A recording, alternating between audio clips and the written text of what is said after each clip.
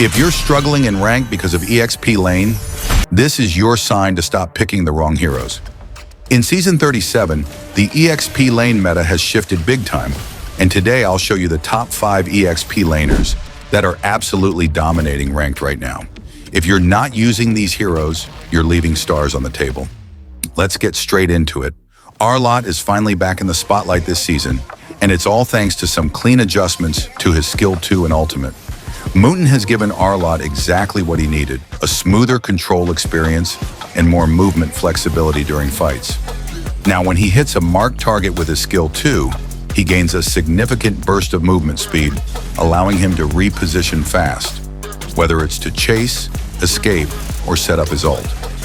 Also, with every level up of his ultimate, the cooldown of his passive gets reduced by 1 second, which means more stuns in extended fights. And the best part? His ultimate can only be canceled by suppression, so no more awkward interruptions from CC-heavy lineups. Arlot now plays faster, dives harder, and survives longer. He's back in meta, and for good reason. This one's crazy Xborg just got a major buff to his passive, and it changes everything. Before, only his skill 1 could deal true damage to overheated enemies. But now, all of his skills deal true damage to enemies that are overheated. This means in any all-in combo, you're melting tanks, fighters, marksmen, everyone. His Faraga armor is now a real threat in team fights, especially with how safe his positioning is. Only one thing to keep in mind, his ultimate's flame sprays got slightly reduced from 14 to 12, but trust me, that hardly matters when all of them are dealing true damage. If you like low-risk, high-reward heroes, Xborg is the EXP laner for you this season. Uranus is still a huge threat in Season 37, but he did get a minor adjustment.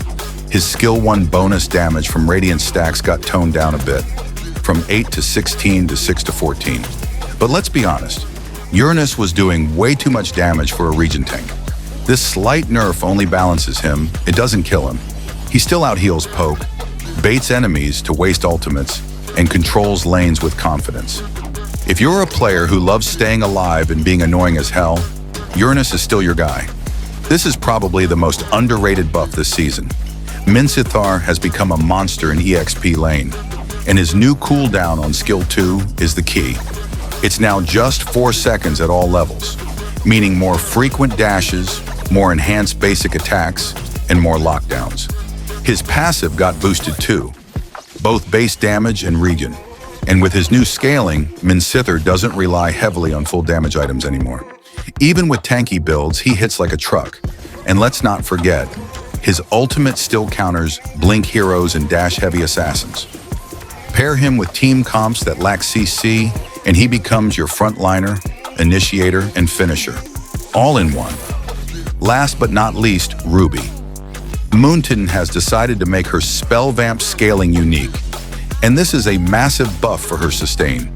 She now starts with 6% spell vamp, and it scales all the way to 20% as she levels up. That's huge. It means the longer the match goes, the harder it is to kill her, especially in extended team fights where she keeps life-stealing from multiple enemies. Also, her defense after dashing got slightly reduced from 30 to 25, but it's still solid considering how often she can dash. If you're good at timing crowd control, dancing around the front line, and pulling enemies in with clutch hooks, Ruby is back in the meta and she's here to stay. So there you have it.